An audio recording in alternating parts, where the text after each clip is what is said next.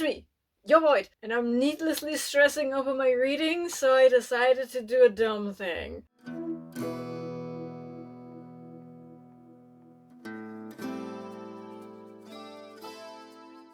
You may be wondering what this is all about. I will get to that in a second. But first, let me explain what is happening. So I took a quick look at all the readathons I want to do for the rest of the year, and things are getting stressful. I love doing readathons, and this is all self-imposed damage, basically. This has been my best reading year so far, and I read so many books. So I'm scared that I will read myself into a reading slump, like burnout situations going on. So I decided to take it slower. Throughout June for Pride Month, I slowed down. Then for July, I slowed down even further. And now it is about to be August. And looking at what is coming after August, those months are going to be hell on earth. Again, self-imposed. I know what I'm doing. But I have very big readathons going on in the second half of the year. So I decided to slow it down even further in August. Doing so means for me to mood read. So I decided I wanted to mood read, but then I looked at all of my shelves and was like, shit,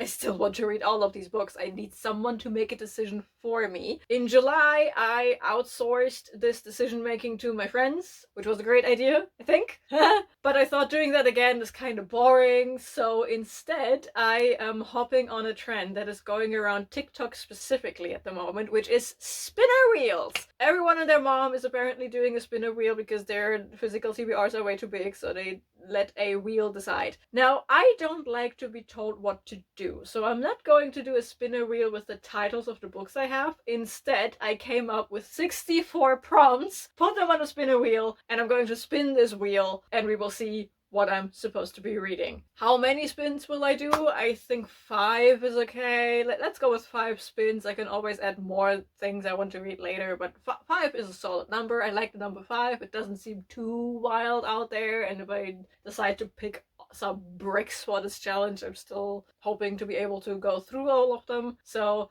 this is why this is all here, because I have my spinner wheel right here. So let's discover together what this spinner wheel will spit out for me. Technical difficulties. Apparently I am too dumb to record my own screen, so we are going to do this old school, and I'm just going to sit you right between me and the screen. This is my spinner wheel, and we are going to spin the bitch 5 times.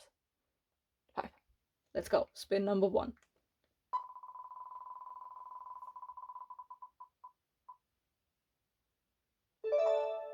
Okay, multiple POVs. Spin number 2.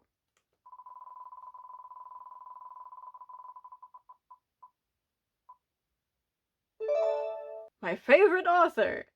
Okay, now I'm scared because this wheel seems too nice. Watch me get something I don't want. Spin number 3.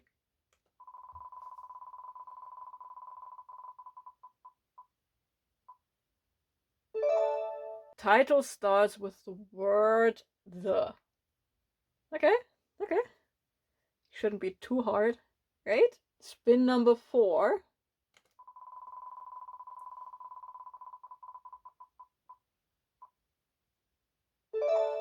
Finish a series. Okay. Well, I did say I want to finish series this year, so there are a couple where I'm just like 1 book away, so. And the final spin number 5.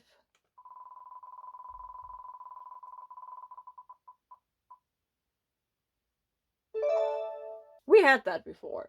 We're not going to do this again, so let's just... Okay, so since that one was a double up, we are going to respin the wheel. Spin number 6, technically number 5.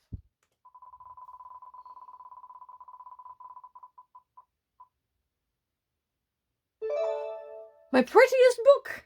Okay. I can work with that. That went surprisingly well. So I'm going to look for books that fit these prompts, and I will get back to you in a hot second.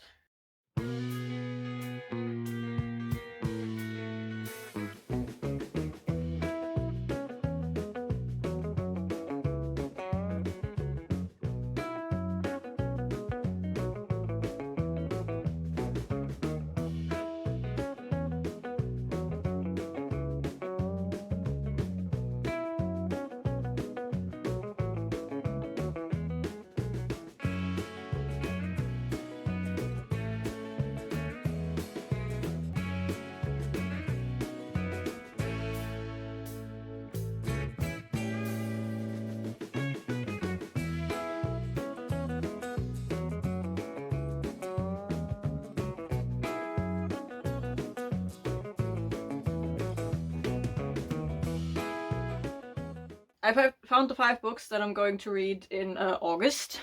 And I'm going to bring it down to my eye level now because this is getting awkward. Hi. Okay, cool.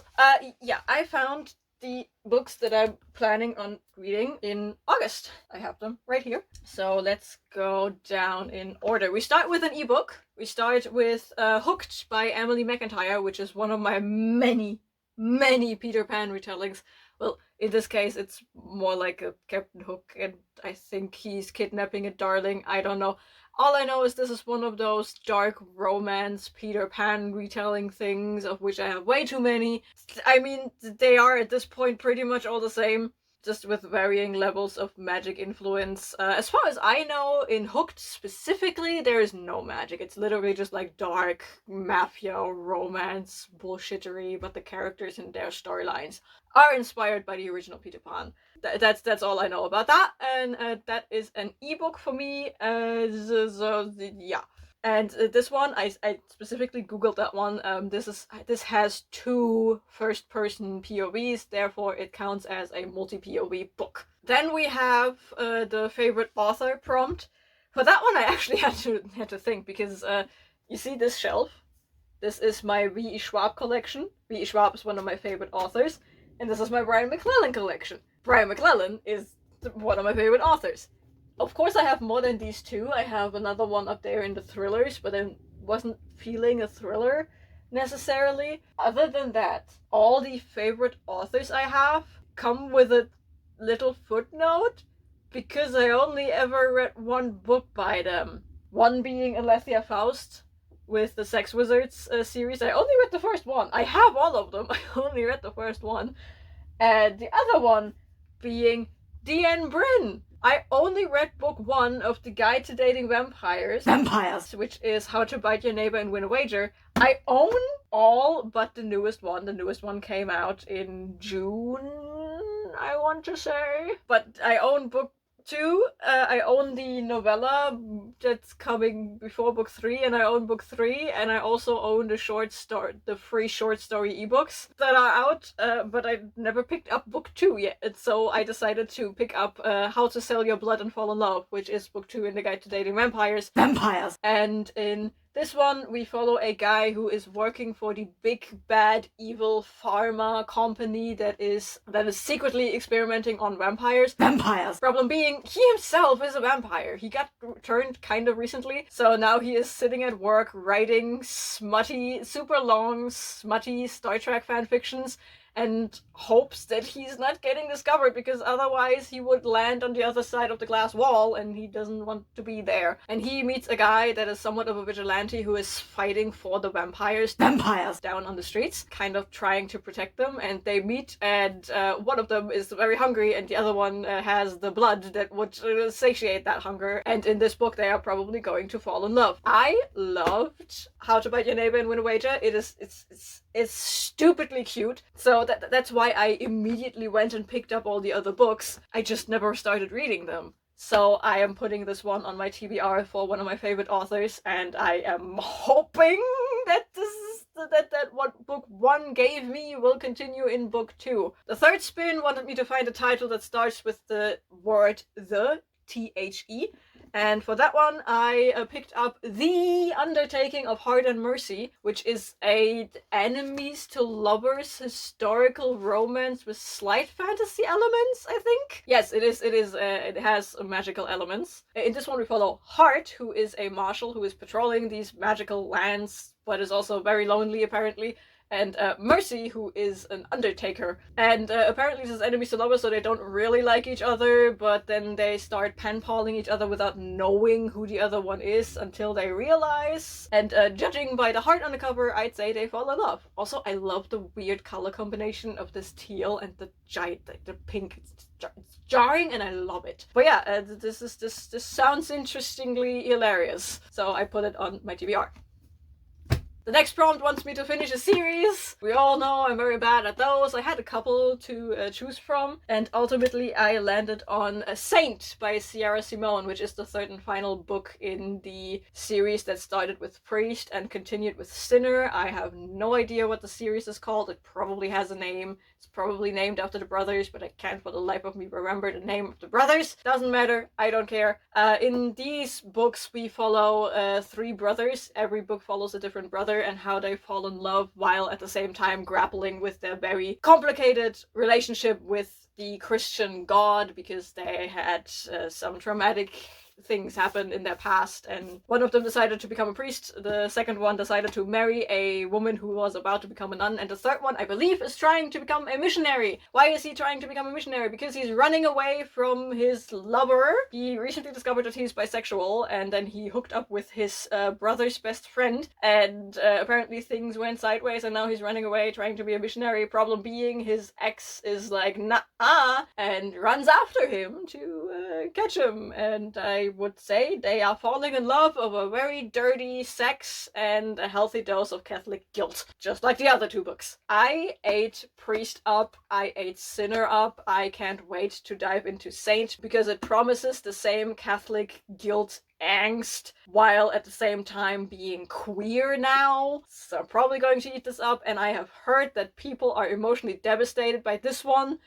So I'm probably in for a ride. And the respin we had said to pick up my prettiest cover. Now, if you have seen my mid-year freak out, you will already know what kind of book I will pick up for that. And that is Evocation by S.T. Gibson. Because look at this.